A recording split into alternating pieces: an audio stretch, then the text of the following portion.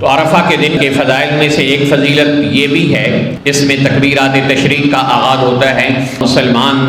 9 ذی الحجہ کی نماز فجر سے لے کر 13 ذی الحجہ کی عصر کی نماز تک تکبیرات تشریق کہتے ہیں۔ اللہ اکبر لا الہ الا اللہ واللہ اکبر وللہ الحمد۔ ان کا پس منظر اور بیک گراؤنڈ کیا ہے کہ جب حضرت ابراہیم علیہ السلام اپنی پوری نبوت کی طاقت استعمال کرتے ہوئے اپنے بیٹے حضرت اسماعیل علیہ السلام کے گلے پر چھری رکھ کر چلا رہے تھے اور زور لگا رہے تھے کہ میرا بیٹا اللہ کے لیے قربان ہو جائے، لیکن اللہ کو ایسا منظور نہیں تھا، سو وہ چھری کام کرنے سے انکاری ہو گئی، اور چھری جب بار بار طاقت لگانے کے باوجود بھی نہ چلی تو حضرت ابراہیم علیہ السلام نے اسے غصے میں پھینکا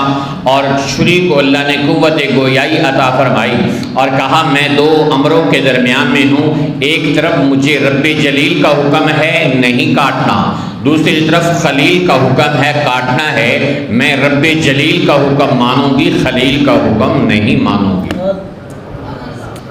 تو این اس وقت میں جب حضرت ابراہیم علیہ السلام چھری چلا رہے تھے تو جبرائیل امین جنت کا مینڈا لے کر آئے اور انہوں نے کہا اللہ اکبر، تو حضرت ابراہیم علیہ السلام نے چہرہ اٹھا کر آسمان کی طرف دیکھا تو جبرائیل امین مینڈا لے کر آ رہے تھے، تو حضرت ابراہیم علیہ السلام پیغمبر خدا تھے،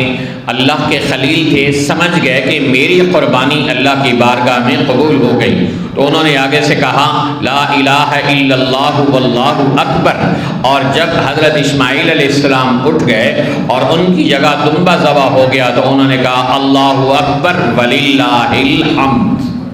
تو یوں یہ اللہ کی تکبیر کا جو ترانہ ہے، اس کا یہ بیک گراؤنڈ ہم ذہن میں رکھ کر پڑھا کریں تو ہمارے ایمان میں مزید اضافہ ہوگا کہ جبرائیل نے کہا اللہ اکبر اور حضرت ابراہیم علیہ السلام نے کہا لا الہ الا اللہ واللہ اکبر، اور حضرت اسماعیل علیہ السلام نے کہا اللہ اکبر وللہ الحمد۔ اور یہ اللہ کی بڑائی اور اللہ کی تکبیر کے نعرے ہیں اور ترانے ہیں۔ صحابہ کرام اس کا بہت اہتمام کرتے تھے اور ہر فرض نماز کے بعد 9 ذی الحجہ سے 13 ذی الحجہ کی ہر فرض نماز کے بعد سلام پھرنے کے بعد 1 مرتبہ تکبیر تشریق کہنا واجب ہے، اور اس سے زائد مرتبہ کہنا خلاف سنت ہے کہ نبی پاک صلی اللہ علیہ وسلم نے 1 مرتبہ، کئی لوگ لگے رہتے ہیں، اور جہاں بولنے کا حکم ہے بھئی اونچی آواز سے بولو، وہاں لوگوں کی آواز نہیں نکلتی کہ اب اللہ کا حکم ہے، اللہ کے پیغمبر کی سنت ہے کہ اب ہم نے نماز کے بعد ذرا اونچی آواز میں اس تکبیر کو پڑھنا ہے، آواز نہیں نکلتی، اور جہاں حکم نہیں آواز بلند کرنے کا وہاں لوگ بہت آواز بلند کرتے ہیں۔ اس لیے تکبیرات تشریق کے اندر 1 مرتبہ پڑھنا اور نماز کا سلام پھرنے کے بعد پڑھنا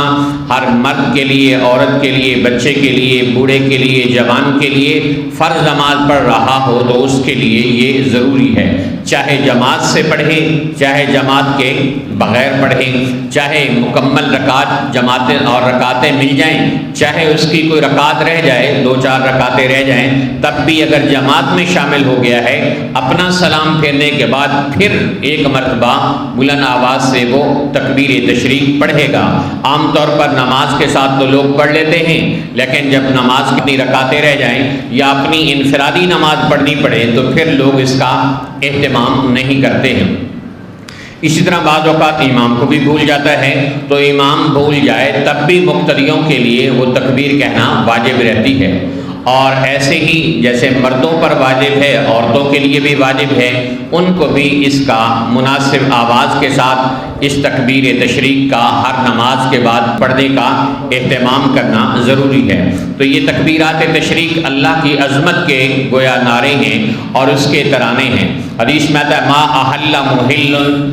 الا بشرا، جب بھی کوئی لا الہ الا اللہ کہتا ہے اس کو خوشخبری دی جاتی ہے، اور ولا کبر مکبر الا بشرا، اور جب بھی کوئی اللہ اکبر کہتا ہے تو اس کو بھی خوشخبری دی جاتی ہے۔ پوچھا گیا یا رسول اللہ جنت کی خوشخبری، آپ نے فرمایا ہاں جنت کی خوشخبری، تو گویا تکبیرات تشریق کا اہتمام کرنے والے کو اللہ جنت کی خوشخبری عطا فرماتا ہے۔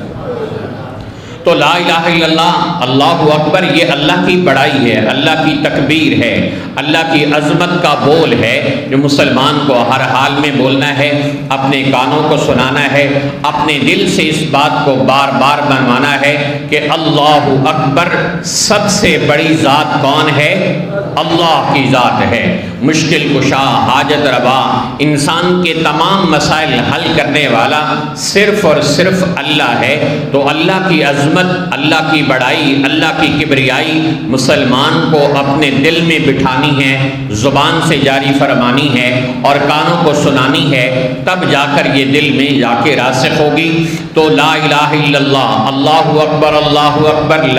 الہ الا اللہ، واللہ اکبر، اللہ اکبر وللہ الحمد، چلتے پھرتے عام دنوں میں بھی نماز کے علاوہ بھی پڑھتے رہیں، اور نماز کے بعد تو یہ واجب کا درجہ رکھتی ہے، اس لیے اس کا اہتمام کیا جائے اور اللہ کی عظمت اور بڑائی کو اپنے دلوں میں راسخ کرنے کی کوشش کی جائے۔ تو یہ وہ دن ہے عرفہ کا دن کہ جس کے اندر دو اہم ترین عمل شروع ہوتے ہیں، ایک روزے کا عمل اور دوسرا تکبیر تشریق کا عمل۔ اللہ تعالیٰ کی ذات سے دعا ہے کہ اللہ رب ذوالجلال ہم سب کو عرفہ کے دن کی قدر دانی کی توفیق عطا فرمائے، اور اس میں جو چار قیمتی اعمال بتائے اس کا اہتمام کرنے کی ہمیں توفیق نصیب فرمائے، اور تکبیرات تشریق کو پوری عظمت کے ساتھ کہنے کی اور اپنے دلوں میں اللہ کی بڑائی کو بٹھانے کی توفیق نصیب فرمائے۔